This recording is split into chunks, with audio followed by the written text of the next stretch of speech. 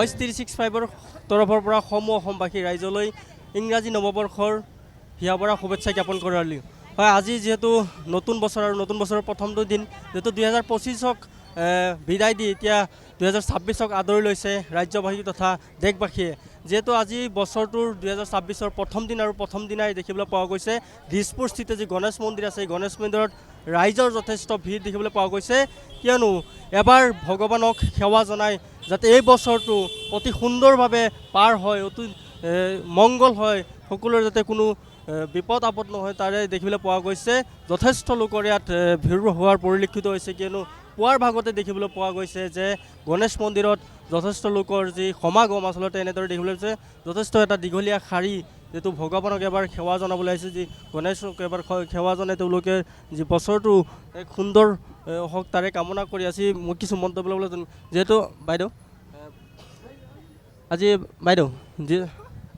এনেদৰে যিহেতু কিছু মন্তব্য ল'বলৈ যত্ন কৰিম, কিয়নো বছৰটোৰ যিহেতু প্ৰথম দিন আজি আৰু প্ৰথম দিনাই দেখিবলৈ পোৱা গৈছে। কি ক'ব দাদা, যিহেতু বছৰটোৰ প্ৰথম দিন? সকলোকে নতুন বছৰৰ শুভেচ্ছা থাকিলে, সকলোৱে ভালে থাকক আৰু আমাৰ ভালে থাকোঁ, সেয়াই আৰু ভগৱানৰ ওচৰত প্ৰাৰ্থনা কৰে। Thank U.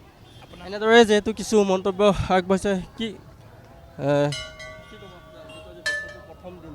হয়, ভাল লাগিছে। বাবাৰ ওচৰত আহিছোঁ, ইয়াৰ জৰিয়তে মানে বাবাক অলপ মনৰ কথা কওঁ আৰু মোৰ নিজৰ যিখিনি ইচ্ছা সেইখিনি প্ৰকাশ কৰিম, যাতে একো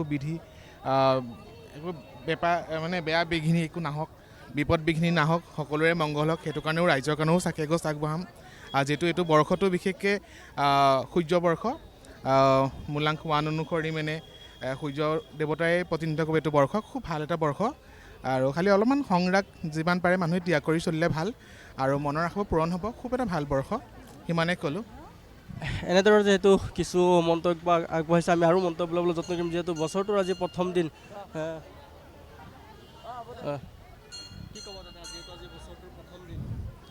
হয়, সকলোকে নৱবৰ্ষৰ শুভেচ্ছা জনাইছোঁ। সকলোৰে যাতে দিনবিলাক ভালে ভালে যায় তাকে কামনা কৰিছোঁ।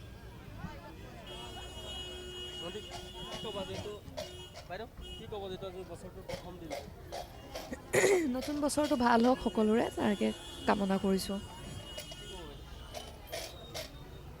নতুন বছৰৰ শুভেচ্ছা থাকিল সকলোকে। এনেদৰে যিহেতু বহু ভক্তসকলে ইতিমধ্যে ভিৰৰ হোৱাৰ পৰিলক্ষিত হৈছে। সমান্তৰালকৈ যিটো যে দীঘলীয়া শাৰী দেখিবলৈ পোৱা গৈছে, আচলতে পুৱাৰ ভাগৰ পৰাই এনেদৰে যথেষ্ট ভিৰ হোৱাৰ পৰিলক্ষিত হৈছে। যিহেতু দিছপুৰস্থিত যি গণেশ মন্দিৰ দেখিবলৈ পোৱা গৈছে, যথেষ্ট ভিৰ হোৱাৰ পৰিলক্ষিত। মোৰ সহযোগী সৌৰভ দাই দেখুৱাই আছে ইয়াৰ যি পৰিৱেশসমূহ, আচলতে কেনেদৰে যথেষ্ট লোকৰ সমাগম হৈছে। যিহেতু এবাৰ ভগৱানক প্ৰাৰ্থনা কৰি যিহেতু এই বছৰটো, যিহেতু 2026 বছৰটো বহুত ভাল হওক তাৰে কামনা কৰিছে। যিহেতু